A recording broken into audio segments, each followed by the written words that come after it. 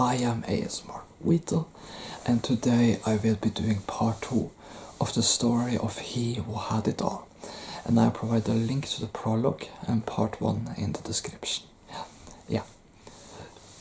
So this will be a shorter video than part 1, because I will be trying to make each part a little shorter in the videos for several reasons, but also so it will be a little easier to watch. And but before I begin, I just want to say thank you for watching, and if you do enjoy my content, remember to click that like button and subscribe to my channel.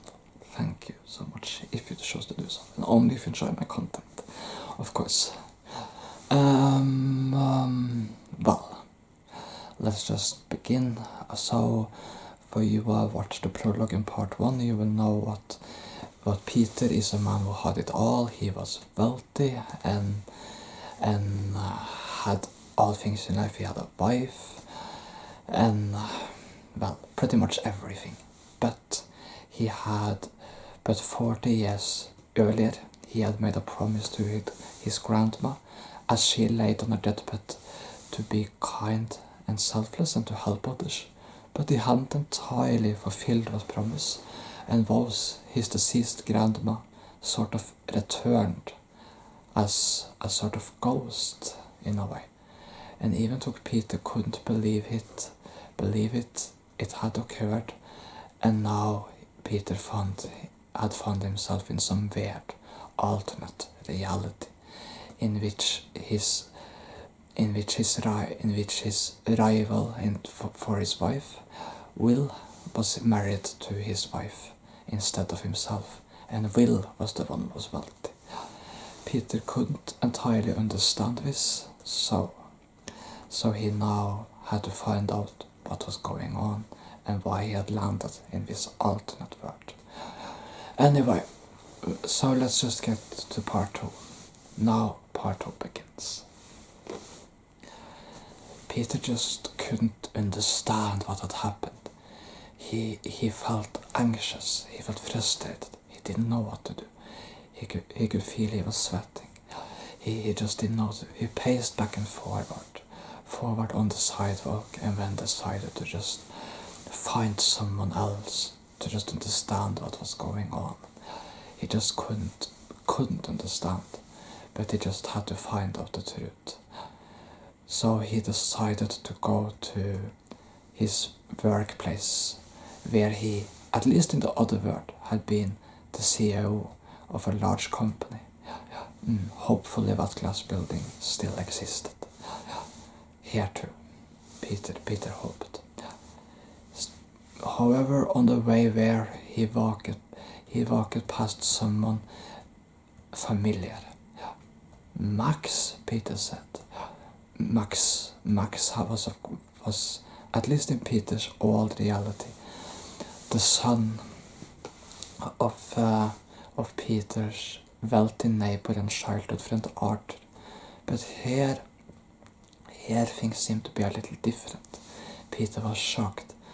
Max wasn't dressed in any nice dress suit and tie and the stuff he had always seen Max dressed in. Instead, he was dressed in what looked like somewhat ragged clothes, a head garment, and these brownish ragged clothes, and he even seemed a little pale. And he held out, and he asked passerbys for money. Could you spare some money for my family, kind sir? He asked one of the passerbys. And then Peter said to the child, Max, spare some money? Max asked kindly, looking up at Peter with very kind and vulnerable eyes. Max, why are you doing this? I mean, you're not poor, he said. You're wealthy. You have a great life. Why are you on the street? Peter said, dumbfounded. I don't understand what you're talking about. I just want some money, Max said, for me and my mom.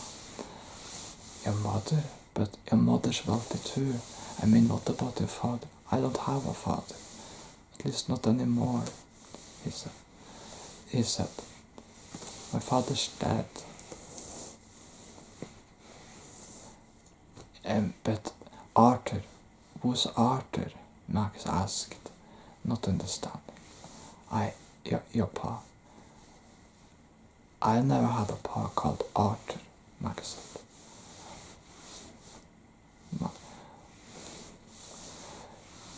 I have never had one, but Peter just didn't get what was going on. He decided to just quickly work onwards. He had no money to spare himself right now. He needed everything.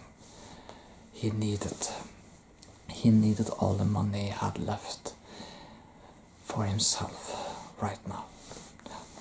He was sorry he couldn't help Max, and he was shocked to see Max in this state. But for now, he had to help himself first of all.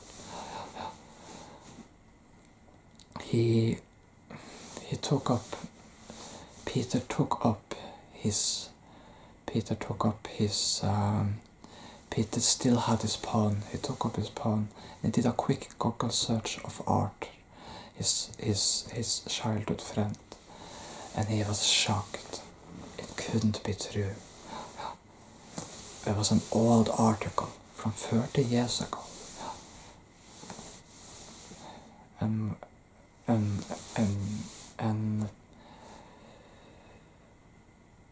Peter was shocked.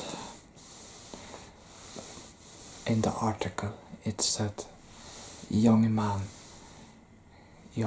killed in alleyway. And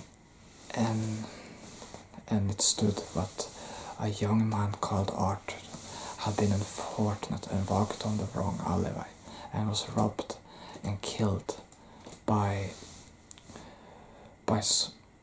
some thugs. The thugs were eventually caught, but Arthur's lives could not be saved. So his childhood friend was dead in this world then. Peter just couldn't believe it.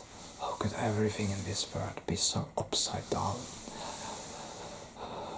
Peter just couldn't handle this. Tears started running from Peter's eyes. He just didn't know what to do. He started to feel afraid. He just had to get to his old workplace. Maybe someone could help. Like Jack, for example. His college and de facto deputy. Surely he could help. It was the only day I had left. And eventually he found, and thankfully, Peter talked to himself, he found the glass building. It was still there. He was so afraid that the glass building of his old company would not be present anymore. But it was. He was so relieved. He walked inside and he recognized one of the receptionists, and he asked her to schedule a meeting with Jack. The receptionist looked at him skeptically. Exactly who are you? I'm Peter, I work here. She looked through the files of the computer. There is no Peter here. Your name isn't mentioned in any of the files. I'm the CEO, the leader of this company, Peter said. I built it. And she looked at him very skeptically. Alice was the leader and founder of this company. And the current CEO, she said, is Jack. Jack, exactly, Peter said. That's exactly who I need to talk to. Do you have a scheduled appointment, she said. No, you don't get it. I and Jack, we work together. She just continued to look at him skeptically. I could call Jack, he's very busy, but I could call him and ask, she said. Do what? Thank you, Peter said. 10 minutes went, and he waited. And then the receptionist called him. I'm sorry, she said, but Jack does not seem to recognize you, and you don't have a scheduled appointment, she said, so I'm sorry, I will have to ask you to leave now, she said. This is ridiculous, Peter said, and then just stormed off into one of the elevators and took the elevator to the top floor, and when he walked in, and there you can see Jack giving a motivation speech to the employees. You did great today. Great work, Jack said. Great work.